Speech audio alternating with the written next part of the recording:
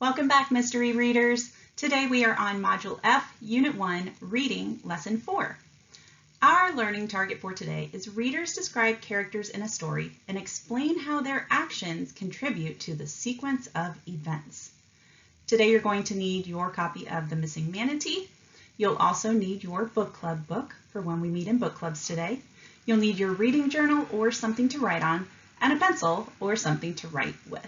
So grab your materials and join me back here so we can get started with today's lesson. Listen and follow along as your teacher reads Chapter 4 of The Missing Manatee. As you listen, pay attention to the characters and their actions. How are the characters shaping the events in the story? So today we're going to be talking about some of the characters that we met in the chapters that we've read, and we're going to be making a T-chart like the one that you see on this slide.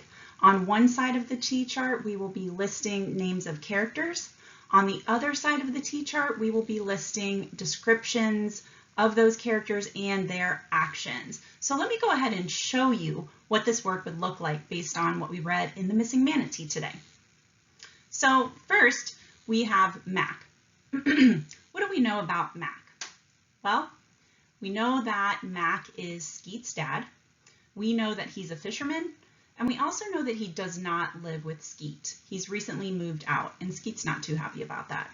So we don't have a lot of actions based on the chapter that we just read, but we did learn some things about Mac in this chapter. Now let's move on to Larry.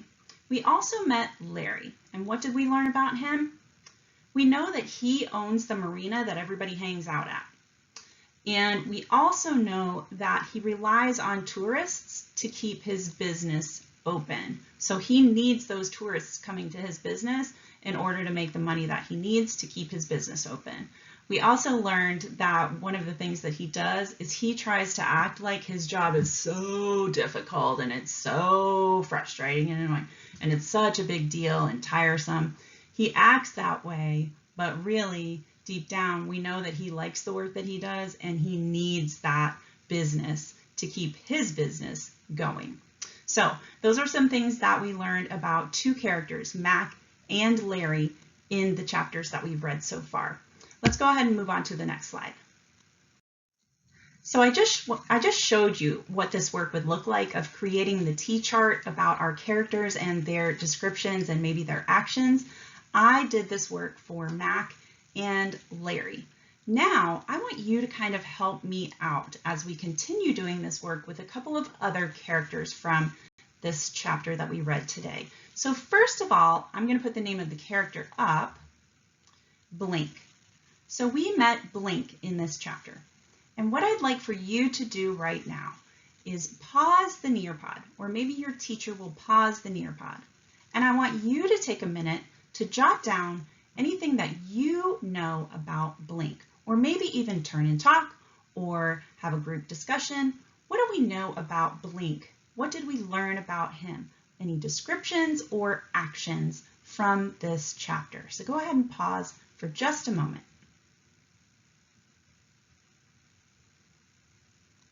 All right, I hope you've had an opportunity to talk about what you know about the character Blink in this story, because now I'm going to share what I learned.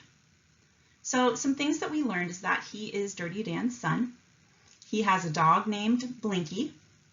We also know that there is something wrong with him. He has some sort of special needs. He acts like he's a child, but really he's an adult. So there's something going on that makes Blink special. We also know that he always hangs out at the marina because that's where Dirty Dan hangs out. And we learned that he likes to flip coins with Skeet. He likes to play this game of heads or tails with Skeet whenever he sees him. So that is what we know about Blink. Now let's take a look at another character. I'm going to put the character's name up, Dirty Dan. We've met Dirty Dan before, but what I want you to do right now is, again, I want you to pause the Nearpod, take a few minutes to look back in the chapter, discuss with your classmates or your teacher or a partner, what do we know about Dirty Dan? Any descriptions or actions that we read in this chapter? Go ahead and pause for a minute and talk about Dirty Dan, and then come back to this slide and we'll see how your thoughts compare to mine. And now that you've had an opportunity to talk about Dirty Dan, let's see how your thoughts compare to mine. So here's what I jotted in my T-chart. First, we know they call him Dirty Dan the Tarpon Man because he is the best tarpon fisher around. We know that he is Mac and Earl's poker playing friend, so these guys are buddies, they hang out with each other. We know that he's Blink's dad, and we know that he lives in a pop-up camper with Blink at the marina. So he doesn't really have a house, he lives in a camper, which lots of people do, and he lives there with Blink, and I'm thinking Blink's dog Blinky as well. So those are some things that we learned about Dirty Dan and Blink in this chapter. So, boys and girls, we're getting ready to do this work in your Mystery Book Club books, so stay tuned for the next slide. All right, mystery readers, it is time for book clubs. But before you head off, I want to remind you of what you will be doing today. First, you're going to continue reading your Mystery Book Club book, and remember to respect the page that you have agreed to stop on as a book club group.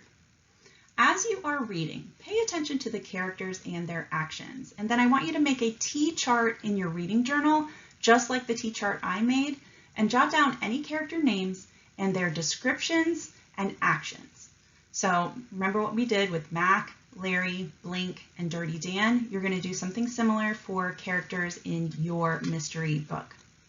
When you meet with your mystery book club, here are some things that you're going to want to talk about. Did you meet any new characters? If so, make sure to describe them together. What do you know about those characters? Then ask, how are the characters, and by characters, I mean any characters, actions driving the story? How are they making the story go in a particular way? And last but not least, think, how might the story change if the characters acted differently? We always want to think about how the story might go differently if a character didn't act in a particular way. So, boys and girls, it's time to get reading in your mystery book clubs so that you can then discuss the characters. Off you go.